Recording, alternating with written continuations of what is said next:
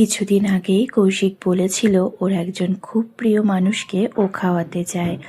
আজকাল করে বেশ অনেক দেরি হয়ে গেল, তাই আজকেই না রবিবার দেখে দিনটা ফেলা হয়েছে। খুব ব্যস্ততার জন্য উনি এখানে আমাদের ঘরে আসতে পারবেন না, তাই কি হয়েছে আমরা খাবারটা পার্সেল করেই পাঠাবো, মানে কৌশিকই নিয়ে যাবে। আর কারণেই আজকে অনেক সকালবেলা ঘুম থেকে উঠেছি।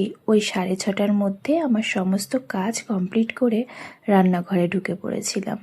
আর চাটা তো কৌশিকই বানিয়েছে বরাবরের মতোই আজকেও। আর কৌশিক চলে গেল বাজারে। ও তো একটু সকাল সকালই বাজারে যায়, আর তারপরও যদি মাটন আনতে হয় মগরাহাটে একটু সকালে গেলে ভালো পাওয়া যায়। আর রবিবার ছাড়া তো এখানে মাটন পাওয়া যায় না, তাই আমরা ওই রবিবারটাই বেছে নিয়েছি। একা হাতে বেশ অনেক পদের রান্নাই করব, তো ওই জন্য না সকাল সকালই সব গুছানো শুরু করেছি। এরপরও এত হুটোপাটা লেগে গেছিল দুপুরবেলা।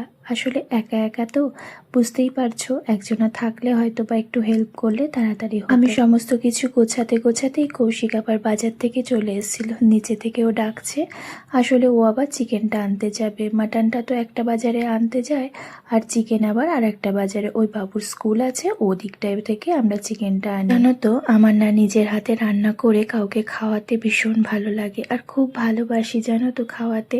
তবে রান্না হয়তো খুব বেশি ভালো না হলেও খেয়ে কেউ মন্দ বলেনি আজ পর্যন্ত। আজকেও যাকে খাওয়ালাম সেও না, কৌশিক যখন গেছিল পরে দেখা করতে, বলেছে রান্নাগুলো ভীষণ ভালো হয়েছে। বিশেষ করে ওনার কাছে মাটনটা নাকি খুব ভালো লেগেছে, তাছাড়া সব রান্নাই ভালো লেগেছে। এত কষ্ট করে সমস্তটা রান্নার পরে না এইটুকু শোনার অপেক্ষাতেই আমরা বসে থাকি বলো। যদি কেউ খেয়ে নাই বললো ভালো হয়েছে তাহলে মনটা কেমন খারাপ লাগে না?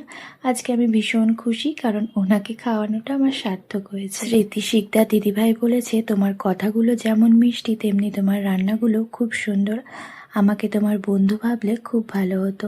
তোমরাই তো আমার বন্ধু গো, খুব কাছের মানুষ তোমরা আমার। চিকেন আর মটন দুটোই চলে আসার পরে ওদিকে যখন সবকিছু গোছানো মানে কাটাকাটি হয়ে গেল, তখন ভাবলাম তাহলে চিকেন আর মাটনটা ওই ধুয়ে রেখে দিই। আর চিংড়ি মাছটা এনেছে, এটা আজকে আর রান্না করছি না, কারণ মাছের কোনো আইটেম আজকে করবো। এই দেখোই না আজকের মেনুটা কি হচ্ছে, সেটাই তো তোমাদের বলিনি।